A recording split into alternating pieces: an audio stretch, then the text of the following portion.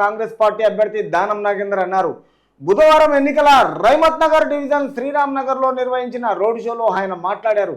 హజారుద్దీన్ పాల్గొన్నారు. దానం నాగేందర్ తరపున నియోజకవర్గంలోని పలు ప్రాంతాల్లో భారీ నాయకులు, కార్పొరేటర్లు సిఎన్ రెడ్డి, ఎండి బాబా పసియుద్దీన్, విజయారెడ్డి, ఇతర నాయకులు ప్రచారం చేశారు.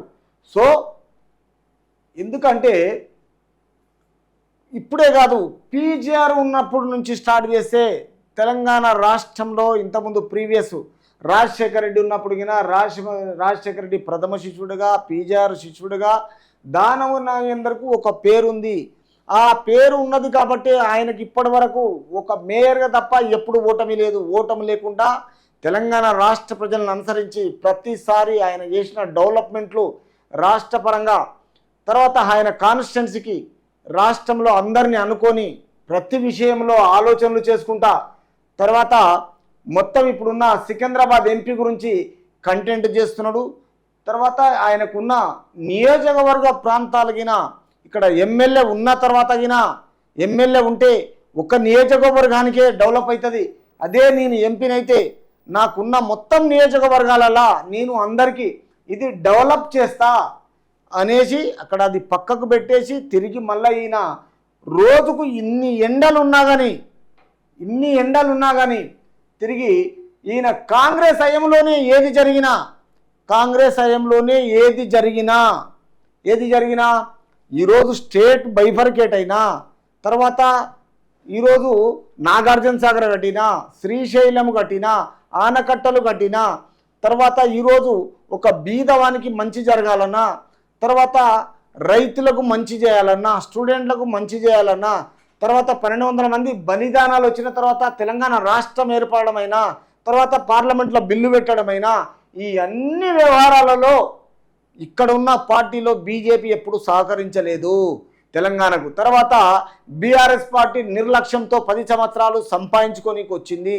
తెలంగాణ రాష్ట్ర ప్రజలకు ఏ ఒక్కరోజు పర్మిషన్ ఇవ్వలేదు, తర్వాత ఏ ఒక్కరోజు పరామర్శించలేదు, ఎవరింటికి పోలేదు.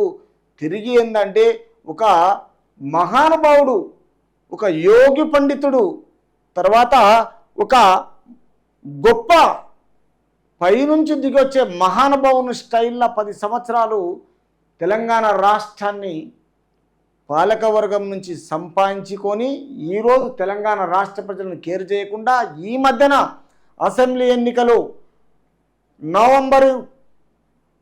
నవంబర్ మొత్తం 30న ఎన్నికల వెనక డిసెంబర్ 3 తారీఖు రిజల్ట్ వచ్చినాక ఈ రిజల్ట్కు కాంగ్రెస్ అధికారంలోకి వచ్చింది. రేవంత్ రెడ్డిని సీఎంగా గెలిపించుకున్నారు. ఆయన పాదయాత్ర చేసిండు కాబట్టి ప్రతి విషయంలోనైనా ఏ పార్టీతోటి ఎక్కడా ప్రజలకు ఏమీ ఒరగలేదు. కాంగ్రెస్ హయాంలోనే ఏదైనా ఈ కాంగ్రెస్ అన్ని వర్గాలకు ప్రాధాన్యత. ఈరోజు ప్రజలకైనా, కార్యకర్తలకైనా, ఎమ్మెల్యేలకైనా, ఎంపీలకైనా, మధ్యతరగతులకైనా, స్టూడెంట్స్కైనా, జాబ్స్కైనా, ఏ విధానికైనా. కాబట్టి మిగతా పార్టీ వాళ్ళు, బీఆర్ఎస్ పార్టీ వాళ్ళు తన అనుచరులకు, బీజేపీ వాళ్ళు తెలంగాణ రాష్ట్రాన్ని కరెక్ట్గా కేసీఆర్ సంకల 10 సంవత్సరాలు కిషన్ రెడ్డి ఇంటికినా ఏ ఒక్కరికి ఏం చేయలేని పరిస్థితి. కాబట్టి ఇప్పుడు దానం నాగేందర్ అనడం ఏంటంటే తెలంగాణ ప్రజలను ఉద్దేశించి రాష్ట్రమంతా మొత్తం తెలంగాణలో ఈరోజు కాంగ్రెస్ ఉన్నది కాబట్టి తన ఎంపీ కాన్స్టిట్యున్సీ నుంచి ఖచ్చితంగా గెలిచి భారీ మెజారిటీతో తెలంగాణ హయాంలో మళ్ళా లోకసభ కాంగ్రెస్ పార్టీ దానం నాగేందర్ ఈ విధంగా ప్రజల గురించి మంచి చేయాలని, తర్వాత ఎన్నికల రైమత్ నగర్ డివిజన్ శ్రీరామ్ నగర్లో నిర్వహించిన రోడ్ షోలో ఈయన ఈ విధంగా మాట్లాడారు. ఏది కాంగ్రెస్ హయాంలోనే ప్రతి ఒక్కరికి ప్రాధాన్యము, మంచి జరుగుతుంది.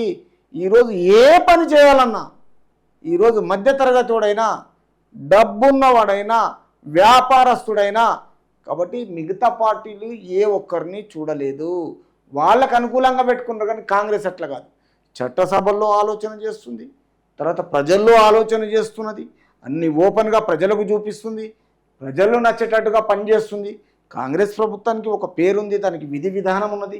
తర్వాత ఈ దానం నాగేందర్ తరపున నియోజకవర్గంలోని 10 ప్రాంతాల్లో ఈసారి భారీ మెజారిటీతో తర్వాత అక్కడ ఉన్న ప్రాంతాల్లో వారి నాయకులు ఎవరైతే ఉన్నారో పాలకవర్గం అందరూ, కార్పొరేటర్లు, తర్వాత కార్యకర్తలు, సిఎన్ రెడ్డి, ఎండి బాబా పసియుద్దీన్, తర్వాత విజయారెడ్డి మేడం, ఇతర నాయకులు అందరూ కలిసి ప్రచారం చేసి మళ్ళా అసెంబ్లీ కంటే గొప్ప మెజారిటీ తీసుకొచ్చి దానం నాగేందర్ను గెలిపించాలి. కాబట్టి ఈ విషయంలో రాష్ట్ర ప్రజలు గమనించి దానం నాగేందర్ను గెలిపిస్తా అంటున్నారు. కాబట్టి తెలంగాణ రాష్ట్ర ప్రజలు దానం నాగేందర్ గారు ఈ కాంగ్రెస్ హయంలోనే ప్రజల గురించి మీరు గెలిపించిన తర్వాత వాళ్ళకు మంచి చేయాలని